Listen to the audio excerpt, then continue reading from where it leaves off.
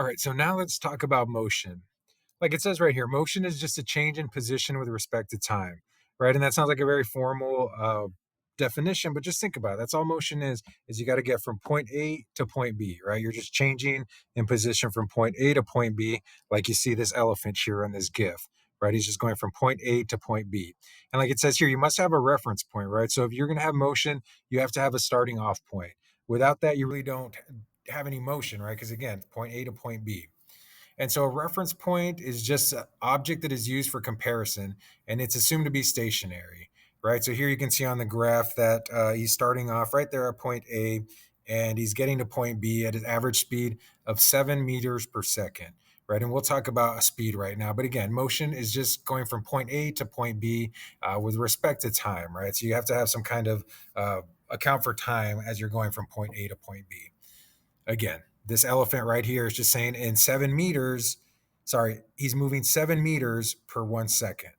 And that's actually kind of fast for an elephant now that I think about that. But yeah, he's moving 7 meters in 1 second. Right, so speed is very much related to motion. Speed is just a measure of the distance traveled per unit of time. Basically, that's just saying how fast something is moving, right? So speed is broken down like this, and we're going to have to do some math when it comes to calculating speed. So just know that speed is equal to distance divided by time.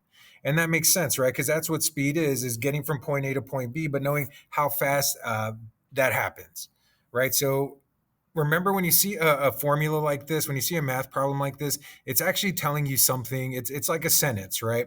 But it's a lot simpler than that.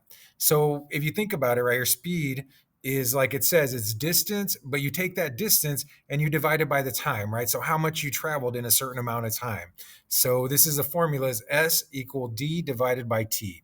Speed equals time divided by distance. Sorry, speed equals distance divided by time.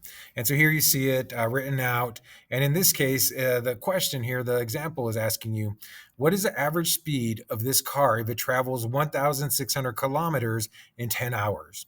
So right there, they're giving you the distance, which is 1,600 kilometers, and they're also giving you the time, which is 10 hours. So all you got to do is plug those in right there, and you see this, that, let me get the highlighter out real quick. So right here, you have this distance, and you just plug it in here, distance, right? And here you see they plugged in that 1,600 kilometers. Then next you have the hours. So here, 10 hours, right? So not a very good, doesn't really show up too well there, but 10 hours, you put it down here as a denominator, time, and here you see they put that 10 hours down here. So basically it's just 1,600 kilometers divided by 10 hours, and that gives you 160 kilometers per hour.